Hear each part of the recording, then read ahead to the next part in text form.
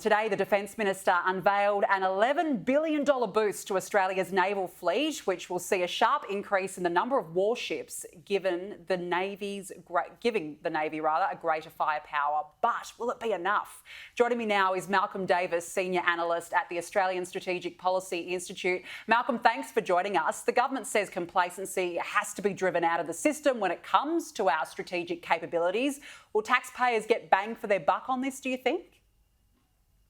Look, I think on balance, it's a positive step forward for Navy and for Defence. We are getting a larger Navy. We're getting more firepower. The challenge, of course, is when are we going to get these ships? How long will they take to arrive into service? Will the money be there right through the period to sustain their acquisition, or will we see history repeat itself as has so happened in the past where promises are made and then they're not properly funded? So I think it is a positive step. It's a step in the right direction. But I quote Tom Cruise, show me the money. And I think that, there needs to be a fast transition for these capabilities in the service. Well, show me the money. That's such a fair point, because there are such long time frames for these projects. For example, the 11 new all-purpose frigates, they're yet to even go out to tender. Will they even get close to being delivered?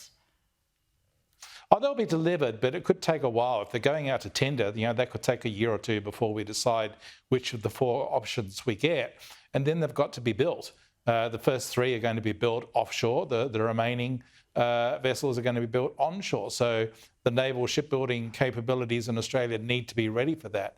But there's real risk, I think, that the delays could kick in. So the timelines begin to push away from us. And as this is all happening, our Navy is getting older. The Anzac-class frigates are ageing out, and at the same time, the threat is developing dramatically.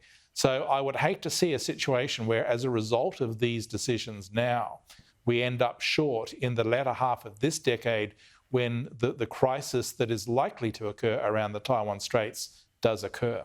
Yeah, look, absolutely. It'll be interesting to see how it goes.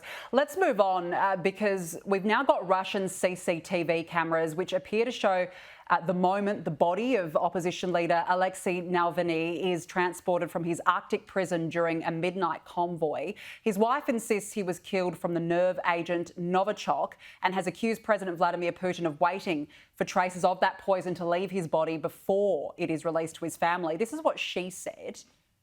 By killing Alexei, Putin killed half of me, half of my heart, and half of my soul. But I still have the other half, and it tells me that I have no right to give up. I will continue the work of Alexei Navalny, continue to fight for our country. Quite a firm message there, Malcolm. What's your reaction to what she's said?